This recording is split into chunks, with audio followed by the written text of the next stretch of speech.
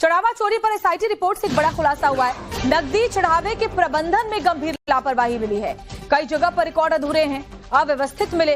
हुंडियों के रिकॉर्ड में भी कई कमियां मिली हैं। बहुमूल्य वस्तुओं के रखरखाव में कमियां मिली।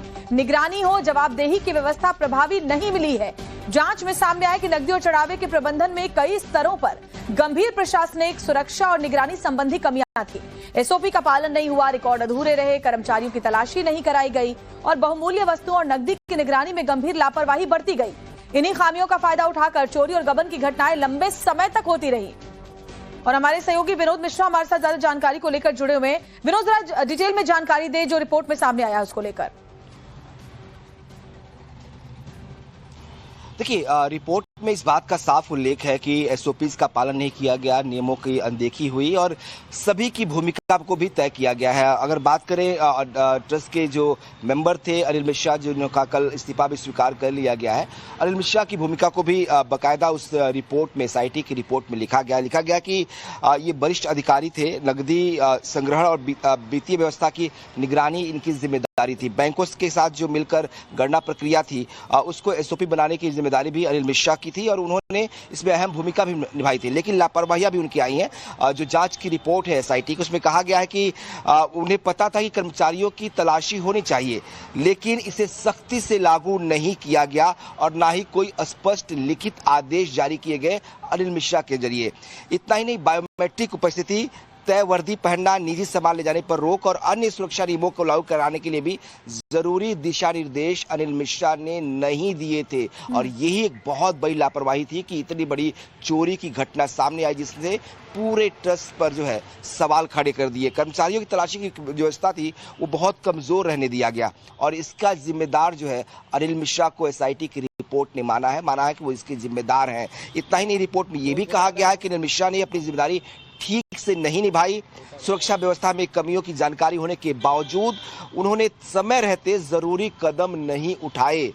इसकी वजह से चोरी और गबन की घटनाएं होती रही। तो ये बहुत संगीन आरोप जो है एसआईटी ने अनिल मिश्रा की भूमिका को लेकर लगाए हैं, अनिल मिश्रा पर लगाए हैं। इसके अलावा हर व्यक्ति का, चाहे सुभाष चंद्र श्रीवास्तव जो काउंटिंग से जुड़े, ये वजह है कि लंबे वक्त तक ये चोरी इसी तरह से चलती रही और उस पर ध्यान नहीं दिया गया। शुक्रिया विनोद मिश्रा तमाम जानकारी देने के लिए।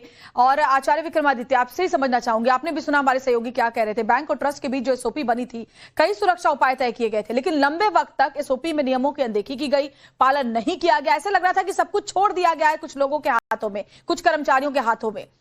कौन इसके लिए जवाबदेह और जिम्मेदार है?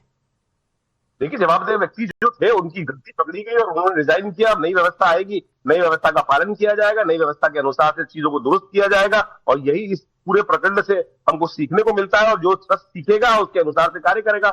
इतनी बड़ी राम व्यवस्था जो बनी, मंदिर की व्यवस्था बनी, शायद इससे पहले भारत में कहीं भी इतनी बड़ी व्यवस्था नहीं थी।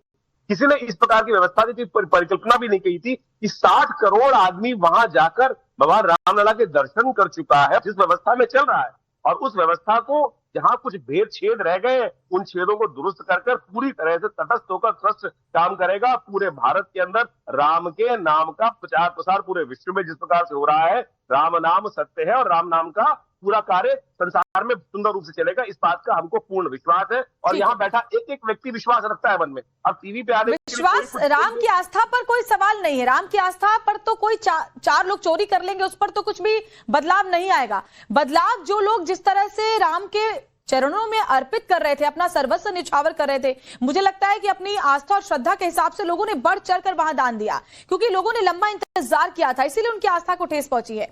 आचार्य राज मिश्रा कुछ कहना चाह रहे, काफी देर से, बोलिए। देखिए, बार बार ये शब्द कहना मुझे लगता है ये बड़ा दुर्भाग्यपूर्ण है कि अगर कोई चोरी के विरोध में बात कर लेना तो बार बार राम के अगेंस्ट हो गए, धर्म के अगेंस्ट हो गए, मंदिर के अगेंस्ट हो गए।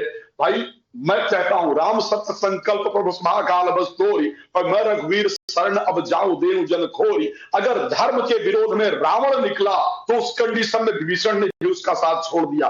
धर्म के अगेंस्ट अगर कोई चोरी कर रहा है तो उस पर बोलने की हिम्मत रखनी चाहिए। जब तक आप ठकुर सुहाती करते रहेंगे ना, जब तक आपके अंदर बोलने की हिम्मत नहीं आएगी ना, तब तक आप धर्म का संरक्षण नहीं कर सकते हैं।